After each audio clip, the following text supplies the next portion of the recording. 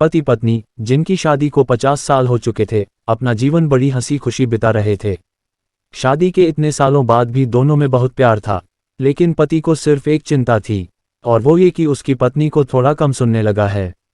पति को लगता था कि पत्नी काफ़ी कम सुनने लगी है, और वो अपनी पत्नी को ये बात बताने में डरता था। वो अपनी पत्नी के लिए कान की मशीन लाना चाहता था, लेकिन उसे लगता था कि उसकी पत्नी ये बात कभी नहीं मानेगी। इसलिए वह बहुत चिंतित रहने लगा। साथ ही वह इस बारे में निश्चित करने के लिए कि उसकी पत्नी को कितना कम सुनाई देने लगा है, इसका भी पता लगाना चाहता था।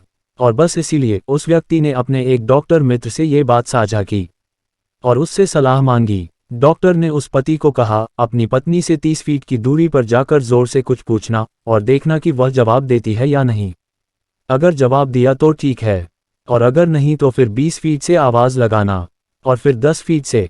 इस तरह तुम्हें पता चल जाएगा कि उसे कितना कम सुनाई देता है। अगले दिन डॉक्टर के बताए तरीके को पति ने आजमाने की सोची। पत्नी रसोई में काम कर रही थी और पति ने 30 फीट दूर जाकर जोर से कहा, अरे सुनती हो, आज खाने में क्या बनाया है? कोई जवाब नहीं आया। फिर पति ने 10 फीट का फासला कम किया और फिर आवाज़ लगाई, अरे सुनती हो, आज खाने में क्या बनाया है? कोई आवाज़ नहीं आई। पति चिंतित हो गया। पति ने 10 फीट और कम किए और फिर आवाज़ लगाई, अरे सुनती हो, आज खाने में क्या बनाया है? कोई आवाज़ नहीं आई। पति को अब पत्नी की बहुत चिंता होने लगी। इस बार पति ने रसोई में काम कर रही पत्नी को पीछे से बाहों में लिया और उसके कान में कहा, मेरी प्यारी पत्नी, आज खाने में क्या बनाया है?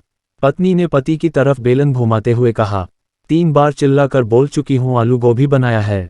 अब पति को पता चला कि पत्नी के नहीं बल्कि उसे खुद ही कम सुनाई देने लगा है।